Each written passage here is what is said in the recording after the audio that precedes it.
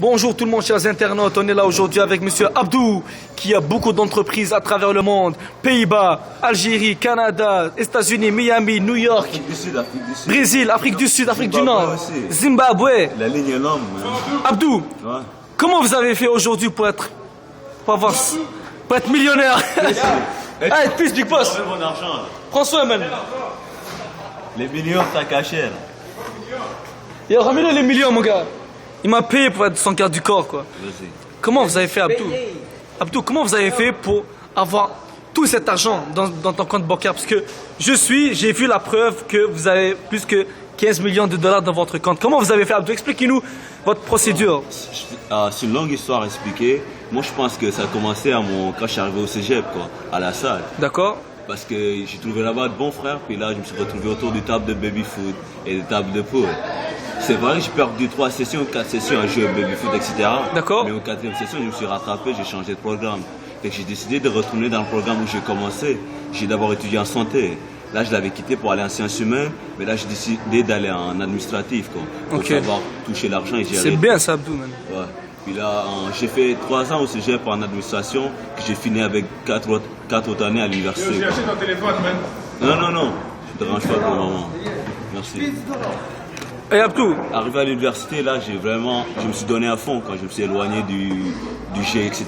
Ok. Je me suis rendu hors de Montréal, quoi. C'est bien ça. Je suis parti dans le coin de Sherbrooke. J'ai fait ça pendant 3 ans, ouais, avec mon bac. Puis là, je commençais à travailler. Puis là, autour, j'avais vu, il y avait une entreprise qui commençait au début, une petite entreprise, là. Il y avait un vieux asiatique qui gérait ça. Je suis venu lui parler, puis etc. Je vais lui montrer comment gagner beaucoup d'argent, quoi. Je lui ai expliqué comment vraiment gérer ses comptes, en fait, de grossir son entreprise. Là, je suis venu, puis il m'a invité avec sa famille, etc. Puis j'ai vu aussi une famille quand même intéressante. Donc j'ai parlé avec eux pendant la journée, puis le monsieur a décidé de m'engager comme son comptable. Ok, d'accord, monsieur. Il va gérer ses argent. Puis à partir de là, je me suis fait quand même un fond avec lui. On a grossi l'entreprise qu'aujourd'hui, on est partout dans le monde, surtout en Afrique. D'accord. C'est quoi le conseil que vous donnez à tous les jeunes d'aujourd'hui qui fument, qui boivent, qui font rien de leur vie, quoi? Ah, moi je dis c'est un perte de temps, mais aussi on dit tout le temps c'est en se perdant qu'on se retrouve. Le fait que tu te perds tout le temps, c'est que tu vas te rendre compte du mauvais chemin que tu ne dois pas prendre. Quand tu es déjà dedans, c'est facile d'en ressortir.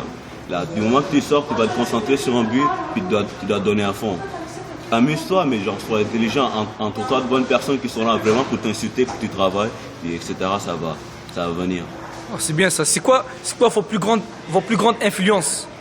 Ah, c'est la famille autour de moi. C'est la famille, hein? Les Mehdi, les Victoires, ces gens-là m'ont vraiment aidé, quoi. Ah, d'accord. Ils m'ont vraiment monté le bon chemin, puis j'ai vraiment apprécié. Ok, puis c'est quoi votre sport favori? Oh, moi, je suis envie du sport, mais je te dirais que moi, c'est le foot surtout. C'est le foot, hein? Avec des millions, ça ne m'empêche pas de jouer. En plus, j'ai construit un terrain dans ma maison de campagne.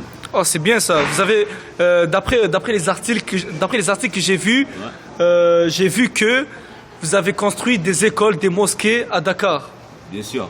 Et c'est la famille qui est là-bas, il ne faut jamais oublier. Parce que nous, en tant que musulmans, on se dit que quand tu as les richesses, il faut que tu aides les autres. Par exemple, la mosquée, c'est la première construction, je tenais à cœur, quoi. Il fallait vraiment que je le fasse. Parce que pour moi, c'est quelque chose d'important, la foi d'abord, puis aussi les maisons pour les petits frères, pour la famille, quoi. C'est pour leur montrer que, aujourd'hui, tu es obligé de passer par là-bas pour réussir. J'ai pas eu les millions en traînant dans la rue, mais pas que j'étais à l'école quand même. Ok. Puis quel genre de musique vous écoutez? Ah, moi, je suis de rappeur français. Ah ouais, comme qui? Ah, moi, je commençais surtout par Kerry James. Kerry James. À travers Kerry James, j'ai découvert des gens comme Nesbill qui m'ont beaucoup inspiré. Puis je suis parti rechercher Oxmo Puccino, les gars comme ça, quoi. D'accord. J'écoute aussi les classiques un peu avec IAM, etc. Ok. Que pensez-vous du clash de Booba contre La Fouine? Ah, du bullshit, man. Moi, je trouve que c'est des gars intelligents. Mais je trouve que le clash qu'ils ont fait, c'est vraiment pas... À leur niveau, je pensais qu'ils devraient montrer aux jeunes comment travailler ensemble. Mais alors que la génération essaie de s'unir, au top, ils sont en train de se détruire. Je trouve que c'est pas la bonne chose. Ils devraient plutôt aider les jeunes. Chacun s'entourer des jeunes, tu comprends? Et là, puis on va grandir le rap français ensemble. Ok, d'accord. C'est-à-dire que vous êtes déçus. Pas de leur comportement. Hein. Vous êtes déçus de leur comportement. Puis c'est quoi vous pensez des personnes qui ont divulgué des casiers judiciaires, des rappeurs comme Rof, La Fouine, Cortex, Booba, Cynic, etc. Moi, je trouve aussi c'est un peu touché dans la vie privée des gens pour surtout le mettre juste en public pour faire du spectacle, quoi. Ok, d'accord. Quand ils l'ont sorti, c'était pas pour divulguer juste l'information, c'est pour divulguer qu'ils sont capables de traverser le système. D'un point, c'est intéressant, mais d'un autre, le fait de divulguer le dossier des gens comme ça sert à rien, je pense. Ah d'accord, puis à ce qui paraît, Jay-Z vous a contacté pour un featuring. Ouais, mais c'est triste parce que Jay-Z, je l'aime pas du tout, c'est sa femme qui m'allume. Ok, alors c'est sa femme. Parce qu'il paraît que vous avez couché avec sa femme, non? Mais non, elle a couché avec moi. Ok, d'accord. Merci beaucoup pour cette interview, Monsieur Abdou. Maintenant, on va passer à Monsieur Victor, Ah, qui mon a, associé, quoi. à votre associé. Il est aussi millionnaire comme vous. C'est le gars Puis- qui m'a aidé aussi à vraiment monter la pente, quoi. Ok, d'accord. Il faut le remercier. Ok, merci beaucoup, Monsieur Abdou. Merci à vous. Passons à Victor. Salut, Monsieur Victor, vous allez bien? D'accord. Que pensez-vous de votre ami, votre collègue Abdou? Est-ce que c'est quelqu'un de bien? Est-ce que c'est quelqu'un qui vous a aidé à évoluer dans la société, qui vous a aidé à avoir tout cet argent aujourd'hui? Ouais, c'est un gros gars. C'est un gros gars, hein? Puis, Monsieur Abdou, toi, à ce qui paraît, l'équipe de Montréal, les Canadiens de Montréal vous ont appelé pour faire des tryouts, pour jouer avec eux, non? On voit que Monsieur Victor est très fatigué aujourd'hui. Il travaille toute la nuit. Il a eu pratique ce matin, les gars, là. D'accord. Après, on est passé par le gym.